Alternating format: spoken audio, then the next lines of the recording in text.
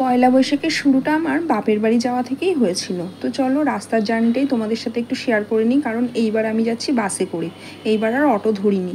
বড়মশাইয়ের bike থাকা সত্ত্বেও এইবার আমাকে গাড়ি করেই যেতে হলো, কারণ তার তো কাজ থাকে, নিজে চালানো না জানলে যা হয়, তাই না বলো তো? সে তার কাজ পেলে আমাকে নিয়ে কত দূর ছুটবে। বাইক চড়ারও শখ, ওদিকে বাপের বাড়ি যাওয়ারও শখ, সব কিছু তো একসাথে পূরণ হয় না, তাই না বলো?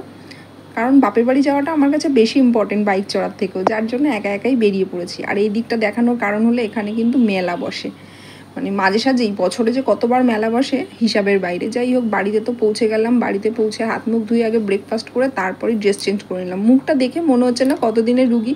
গরমে অবশ্য সকলের অবস্থাই এরকম হয়েছে, কি বলবো।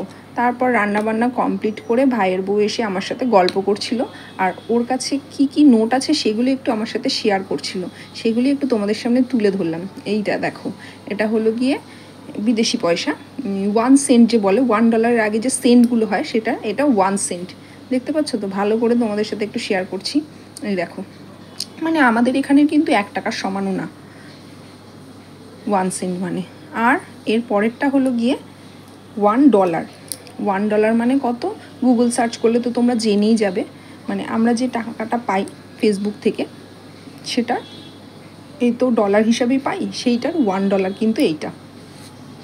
দেখো, সত্যি কথা বলতে এগুলো তো আমি চোখের সামনে কোনো সময় দেখিনি, এগুলো হয়তো এরকম টিভিতে বা এরকম ভিডিওতেই দেখা হয়েছে, তাই আমিও ফার্স্ট টাইম দেখলাম আর তোমাদের সাথে একটু তুলে ধরলাম। এটা হলো গিয়ে ভুটানের টাকা। কত টাকা সে তো পাশেই লেখা আছে, তোমরা দেখতেই পাচ্ছ। কি সুন্দর না? মানে আমার প্রথমবার সামনে থেকে দেখা। আর এটা হলো বাংলাদেশের টাকা। তো চলো, এই তো দেখা গেল ওর কাছে কি কি ছিল। তারপর দুপুরবেলা খাওয়া দাওয়ার পরে, মেনুতে কী কী ছিল সেগুলো আগে বলে দিই, যেটা তোমাদের সামনে তুলে ধরতে পারিনি, ভুলে গেছিলাম। মেনুতে ছিল গিয়ে ভাত, ডাল, বেগুন ভাজা, পেঁপে সিদ্ধ, পাটপাতার বড়া, মাটন, চাটনি, মিষ্টি। আর এই দেখো, মায়ের কাছেও কতগুলো 1 টাকার নোট। এগুলো কিন্তু যখন ছোট ছিলাম খুব চলতো। আর এই যে 2 টাকার নোট, 1 টাকার নোট, 5 টাকার নোট, 10 টাকার নোট। তো চলো, তারপর তো আস্তে আস্তে বিকেল হলো, চা ফা খেয়ে রেডি হয়ে একেবারে বেরিয়ে পড়লাম সবাই মিলে হালখাতা করতে। তো তার মাঝে দিদি বললো ওর কয়েকটা জিনিস কেনার আছে, তাই আগে সবাই মিলে আমরা দোকানে যাব ওর প্রয়োজনীয় জিনিসগুলো কিনতে। তারপর দেখো, রাস্তায় চলতে চলতে যা হয়, চেনা জানা লোকের সাথে দেখা হলে রাস্তা দাঁড়িয়ে দুটো গল্প না করলে তো ভালোই লাগে না। তো আস্তে আস্তে এগিয়ে চলেছি আমরা। এই রাস্তা দিয়ে ছোটোবেলায় যে কত গেছি স্কুলে, মানে বলার বাইরে। আর এখন এই রাস্তায় মনে হয় বহু যুগ বাদে বাদে এই রাস্তা দিয়ে হাঁটি।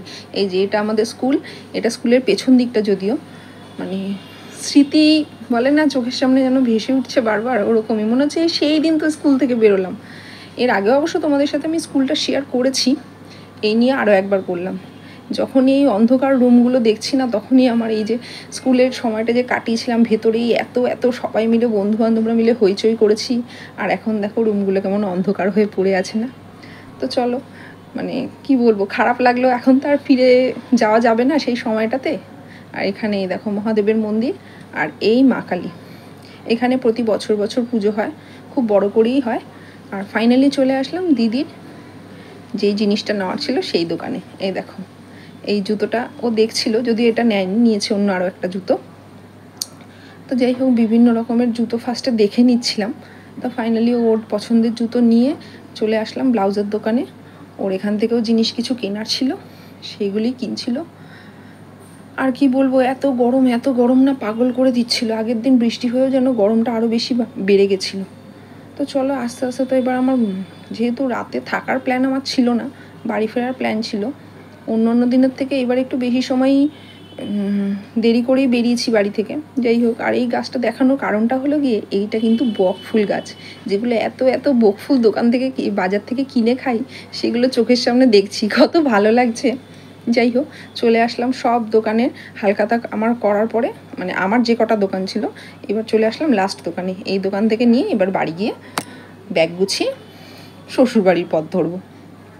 আর এই যে পার্কটা দেখানোর কারণ হলো, ছোটোবেলায় এই পার্কে দুপুরে না ঘুমিয়ে এত এত দৌড়ে দৌড়ে আসতাম, আর সারাদিন খালি এই দোলনা, এই স্লিপ, এটা ওটা চড়ছি। আর এখন দেখো, এটা একটু চেঞ্জ করেছে, মানে সব কিছুই পুরো চেঞ্জ করে একটু নতুনভাবে করেছে, দেখতে খুবই ভালো লাগছিল, তাই না?